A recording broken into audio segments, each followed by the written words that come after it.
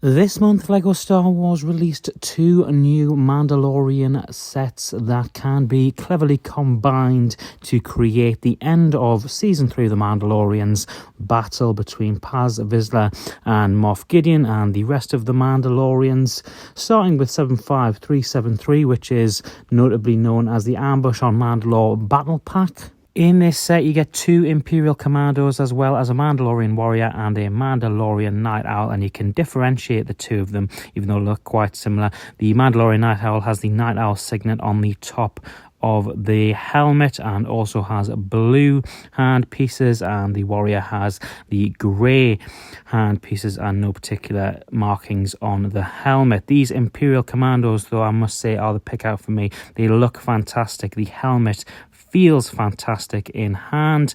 Now, I did say in my LEGO haul video, for a battle pack the size of this is kind of frightening. It's only 109 pieces, which I understand for a battle pack it's mainly about the figures. But if you compare it to, and I just got this out before, the Snowtrooper battle pack from years gone back, let me put it that way around so you can see the difference. Like an economical kind of thing, and better actually, now that I've looked at it, is the fact that it's basically the same size as the Microfighter. I mean, when would you ever see a battle pack that's the size of a Microfighter?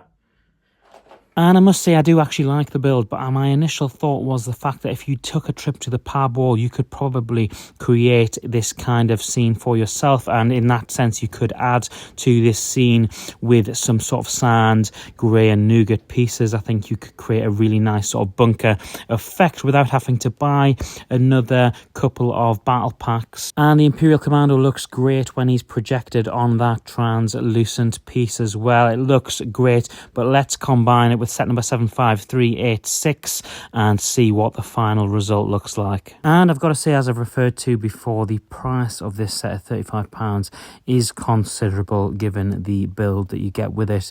But I'm sure most people like myself were drawn into buying this along with the battle pack because of its combined quality and also the minifigure selection that is on offer. And let's get into them. And I forgot to mention that the Super Commando has a black headpiece, a faceless headpiece, along with the Praetorian Guard and Paz Vizsla. And Paz also has a really nice signet print on his armor, which I like the fact they've given him a bigger, chunkier armor. It just reflects the size of him correctly in minifigure form. You get 2 different types of weapons with your Praetorian Guards as well. Let's get into Moff Gideon, who, let's be honest, is the pick out of the bunch here. And you don't get any weapons with him other than the detonator.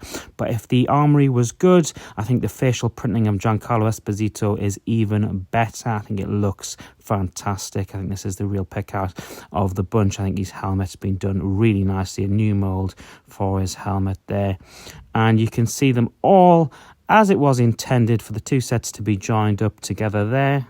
And I'll take you around the set, starting with Moff Gideon, who is on top of the turret gun, and you've got Paz Vizsla underneath, and I'll show you the door and how it slides and interacts with the Technic piece in the back in just a moment's time.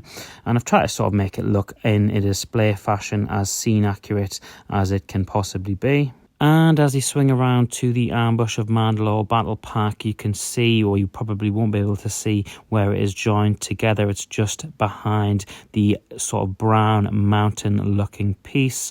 There is a little pin that holds it in place, and if I bring the camera around the other side, I'll be able to show you just exactly where it is held in place. A little bit of sort of empty, sort of wasted space just in the corner there, where you can potentially put some other Mandalorians, and I may well do that in a moment's time. But in terms of the turret piece, it can be taken up and removed. It's only held in with 3 studs, and there's some extra sort of missiles just underneath there, which you can reload the stud shooter with.